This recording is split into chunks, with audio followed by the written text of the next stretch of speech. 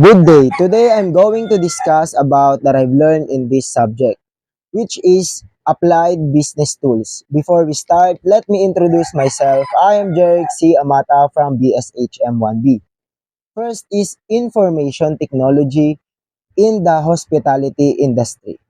It covers a broad spectrum of hardware and software solutions that enable organizations to gather, organize, and analyze data that helps them achieve their goals.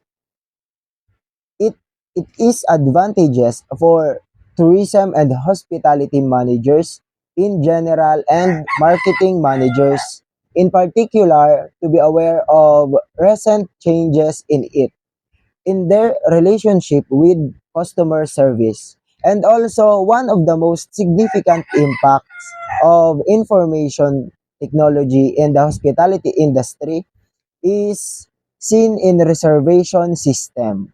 Online booking platforms have become staple, offering customers the convenience of booking rooms, flights, and other services online at any time.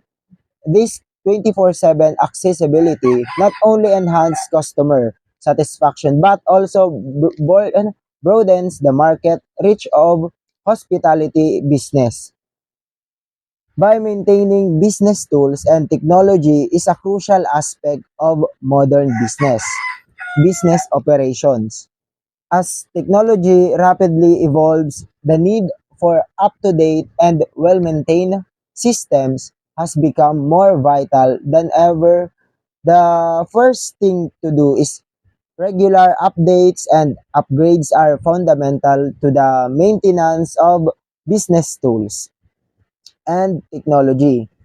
Software updates are essential for patching security vulnerabilities, fixing bugs, and enhancing functionality.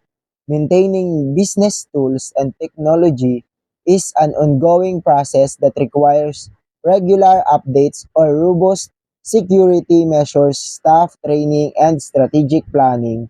By prioritizing this aspect, businesses can ensure that their technology infrastructure remains secure, efficient, and capable of supporting growth.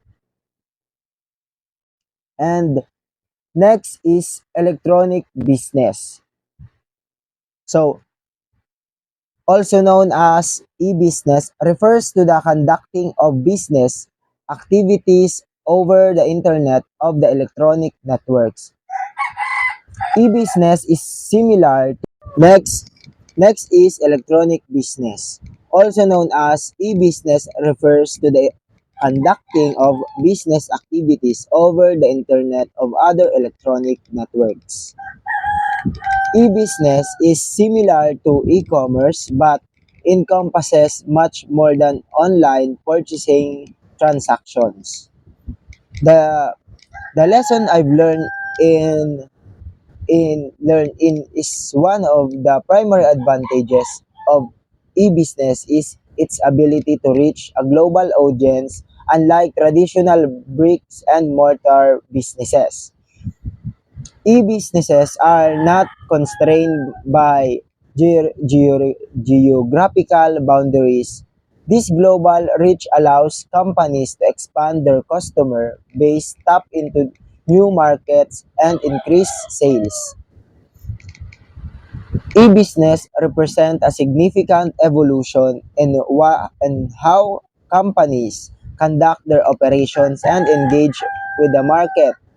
Its ability to reach a global audience, offer cost savings, and operate around the clock provides substantial advantages.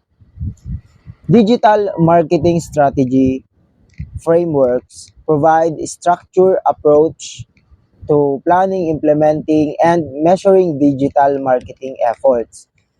These frameworks offer businesses a systematic way to navigate the complexities of the digital landscape, reach their target audience audience effectively, and achieve their marketing objectives. So, what is virtual market space? So, Virtual market space is the platform to bring together supply and demand as well as technology and economic requirements to optimize the employment of resources and administration as well as selling process. And the lesson I've learned about virtual marketing is the use of online or digital techniques to achieve strategic marketing and sales objectives without resorting to traditional in-person marketing strategies. Networking at live events, face-to-face meetings, seminars, or trade shows, and it's get our life easier and convenient. Communication tools in hospitality industry, I've learned that the effective of communication is the backbone. Communication tools in hospitality industry, I've learned that the effective communication is the backbone of the hospitality industry. It is essential for delivering exceptional guest experiences and maintaining smooth operation. The integration of advanced communication tools has transformed how hotels, restaurants, and other hospitality entities interact with guests and manage their internal processes. Next is cybersecurity challenges.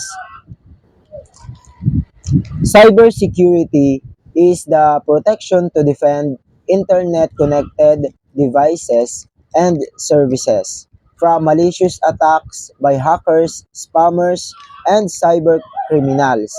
Cyber challenges in the e-commerce industry such as cybersecurity threats and payment security, privacy and protection, website and application security, supply chain security, regulatory and compliance.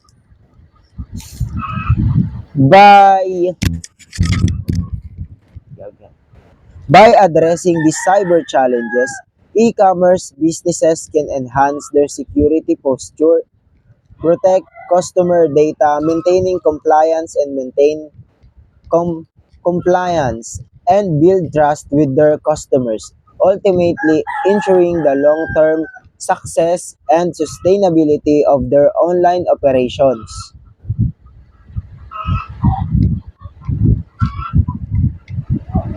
Tourism destination information, I've learned that tourist information plays a vital role in promoting tourism and supporting local businesses.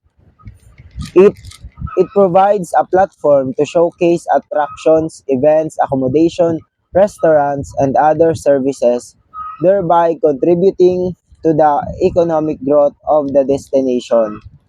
And that's all po. Thank you.